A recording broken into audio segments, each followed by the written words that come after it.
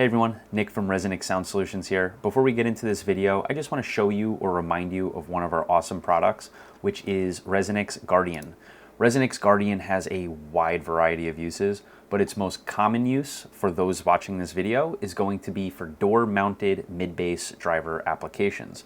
What it's going to do is it's going to absorb sound energy inside of your door cavity from a door-mounted mid-bass driver. The purpose of this is to reduce the amount of energy that's inside of your door that causes resonance in the door structure itself and the door cavity air itself. What it's going to do in end result is going to lower distortion in your sound system by making your mid-bass drivers play cleaner with less resonance, less distortion. How it does that is with 3 layers. 2 being hydrophobic melamine foam, which acts as a sound absorber. The other being this floating mass-loaded vinyl layer. The hydrophobic melamine acts as a sound absorber and absorbs and reduces that sound energy inside of your door cavity.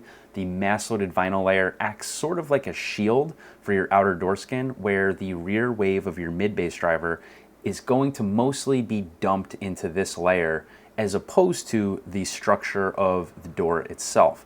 This, again, it's going to reduce the amount of energy that is leaking into your listening space, causing distortion. Now, onto our video. All right, Nick from ResoNix Sound Solutions here, and today I am at Luke Ouellet's get-together that he holds every 6 months here in Maine.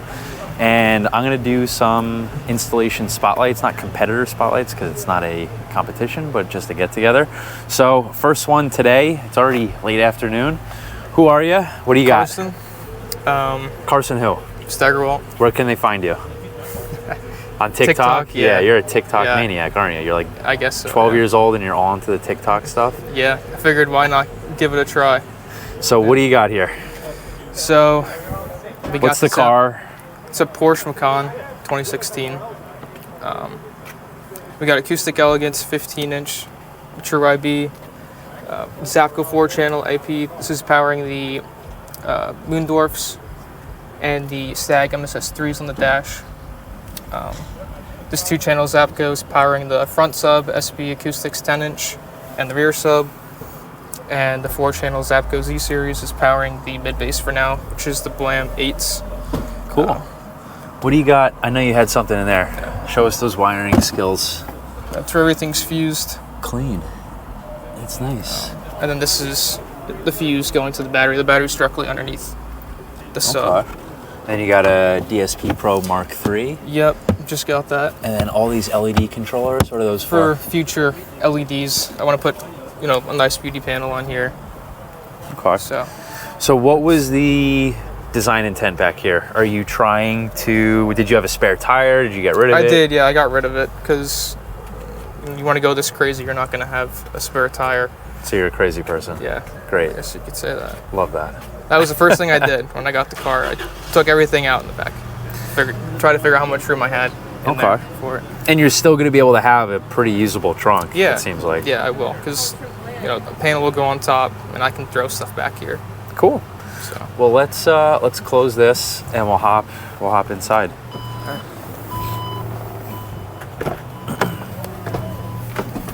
All right.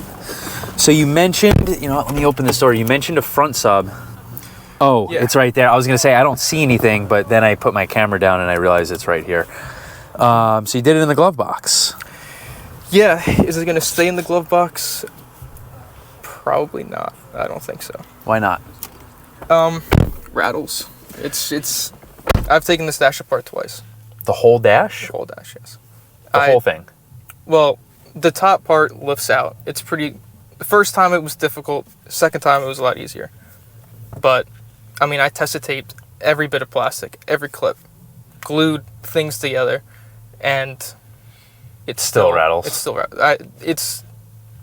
It's always going to rattle. This is why I never wanted to mess with glove box subwoofers. And I think this is more worse than other cars because, this panel clips into the glove box. So I had to buy a separate glove box and cut the glove box out and build a box into it. So it's using the factory mounting for it. So I could put my glove box right back in there, nothing was cut. Okay. But I think that's why it rattles so much because, it's bolted up to the plastic on the dash. Okay, understood.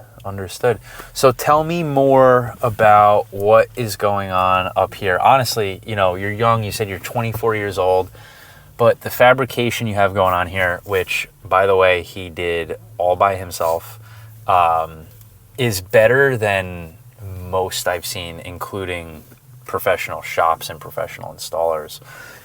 Everything from what we saw in the back to this front sub, which is actually really solid in here. It looks like it weighs a good amount, yeah. Yeah, it seems like you did not even just that, but like how it's secured, like it doesn't move, like the upholstery is really good. It's smooth. There's no bumps. There's no pitting.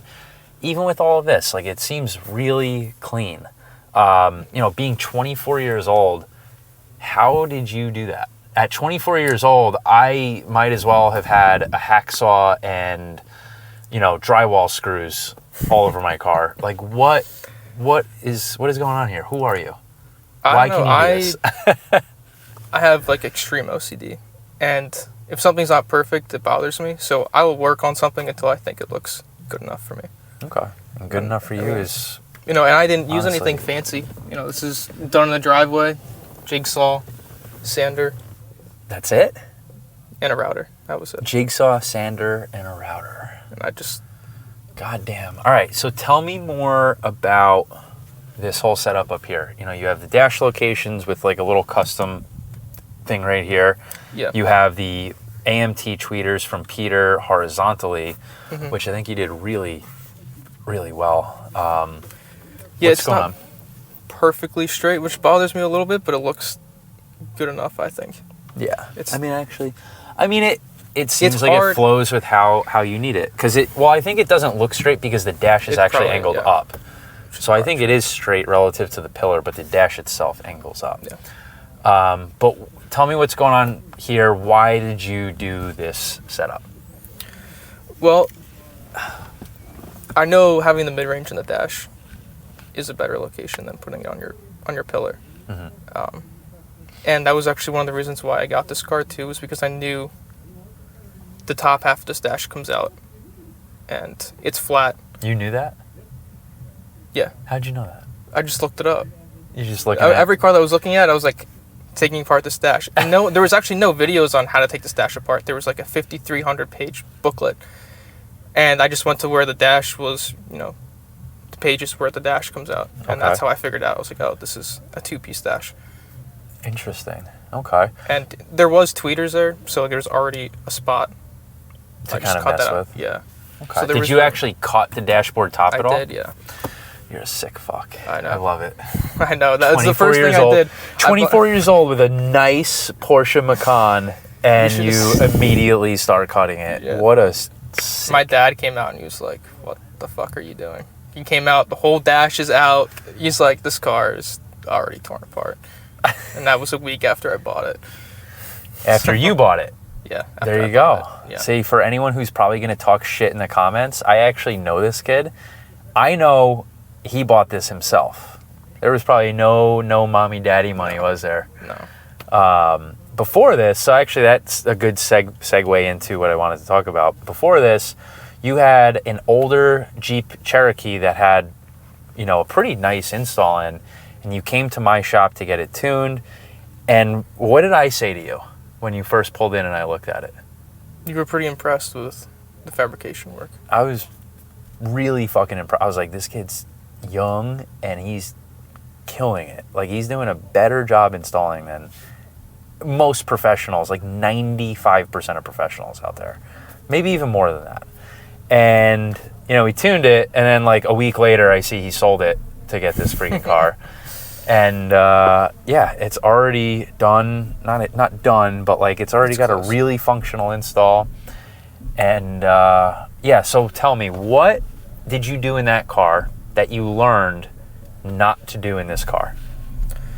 So the biggest thing that I noticed was after I got it tuned by you was the subs were just not up with the rest of the system. The system would play up front, and then the subs would play. And I noticed that. What was the sub setup like?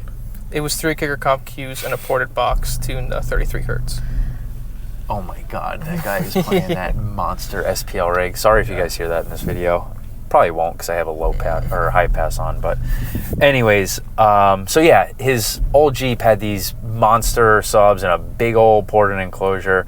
And the car sounded great, but the weak point was obviously the subs. They stuck out like a sore thumb. There was nothing we could do to blend them in. No, it was blending into the 2 6.5s.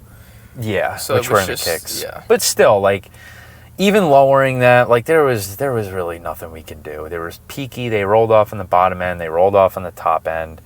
But yeah, anything else that you did in there along the way that helped you maybe come to the end goal for this? Because it looks like you're going to do this once, and that's it, right? That's the goal.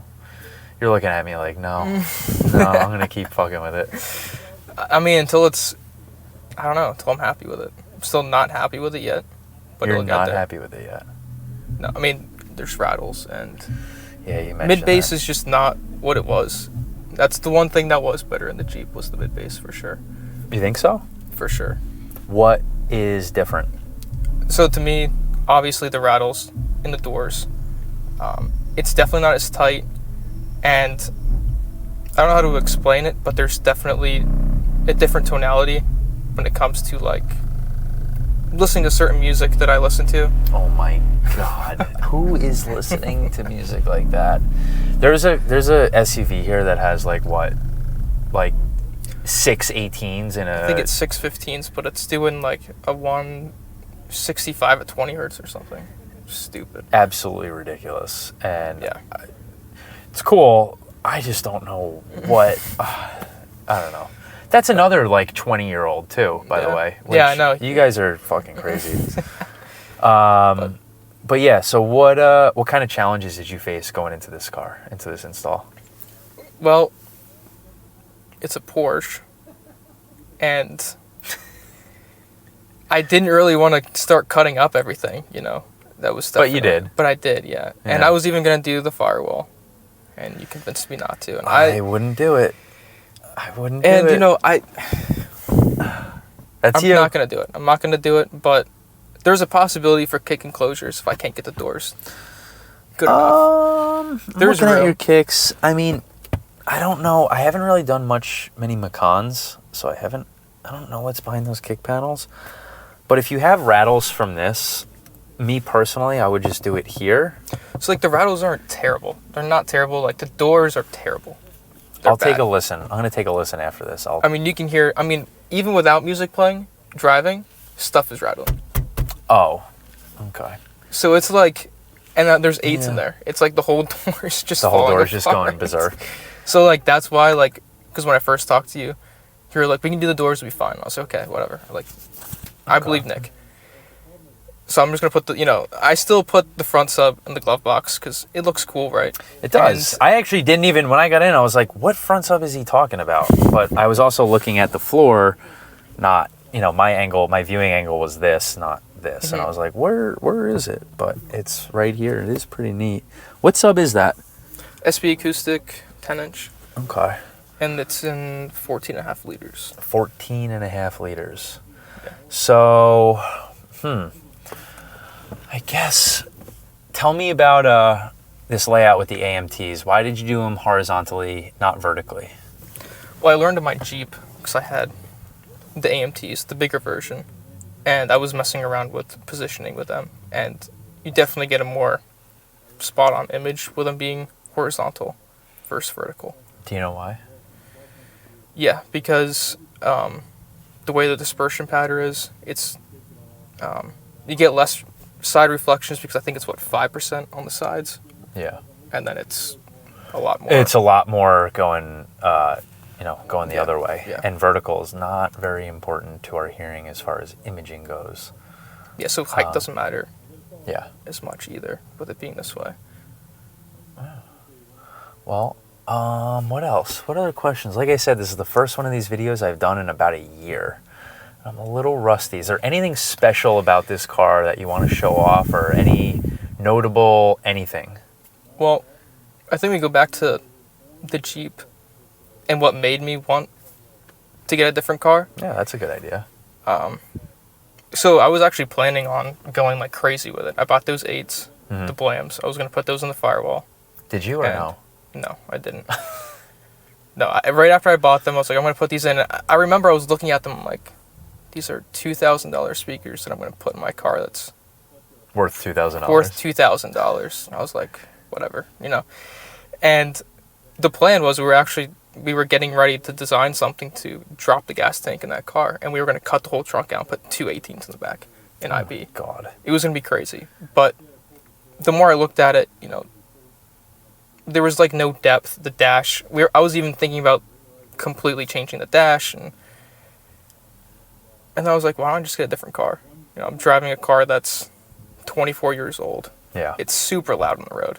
That was the other thing. I had to have my music turned up all the way, and then when I got on the highway, forget it. It was just... Yeah, it was just too loud. It was too loud. And it also, driving something that's lifted like that, big tires, it's just not fun to drive anymore. I mean, getting into this thing was a totally different... And I wasn't even looking at a Porsche, really. Yeah, I wasn't. And I was like... I'm still mind blown, because this is also not like a basic trim either, it looks like, either. No, it's the S, but I actually got it for a very good price in Tennessee, and they had it shipped to me. Because I was thinking, I was like, what does Porsche have to offer? And I saw the Macan. I was like, I'm doing the same thing. I'm looking to get rid of my Volvo, and I'm like, I really want a Porsche, but I know I don't need one. I know I don't need one, but I want one so bad. Oh. Yeah. But, you know, I saw the dash immediately, and I was like, oh, this is perfect. I see it.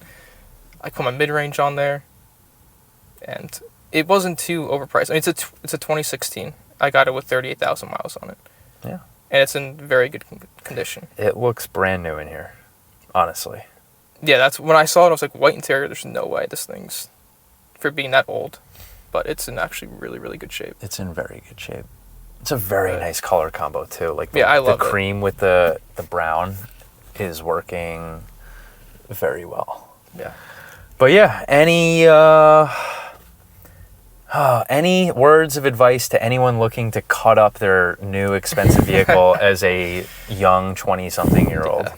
I don't know if I can recommend it. Is it worth it? Yeah, I think. To you? To me. And you also have the capability of doing it, apparently? I mean, like, even now. Like, I know my tuning isn't, you know, up to par with you and others. And that's one thing I want to look at getting better into, because I think I have a lot of the fabrication part. Yeah. Decent. You know, it's decent. It's not decent. It's good. I'll be honest. Like, it's good. It's, like I said, it's better than every car here, probably except for Luke's. And, you know. Yeah, Luke's is very nice. This is a really good install, people. You know, I know you're not really going to be able to tell in person, but, like, the small details I'm seeing in person, except for this goddamn conductor. I don't know what the hell. So there's actually a guy 3D printing me a mount for it. This has got to change. So. Yeah, it's getting mounted. It does not match the rest of this. It's getting mounted here. He's already 3D printed them. Cool. So, and all right. This broke off, so I have to get a new holder for that. But what the hell's it just broke. It just broke? Yeah, it broke like 20 minutes ago. Oh. And I've had it for a while. Nice. And it just broke. But all right. But yeah, this is the file player that I use for my source. So, any other questions that I have for you? Where can we find you? I guess you can find me Steg's Audio on TikTok. I've been documenting the whole build on there. And the Jeep too, I think, right? The Jeep's on there too, yeah. Cool. So if you guys want to see how he did this, how he did his Jeep, where he like learned everything along the way, you know, Stag's Audio on TikTok. Any last words? No, I think that's all right. That's it. I guess that's pretty much it. Thanks for watching, guys.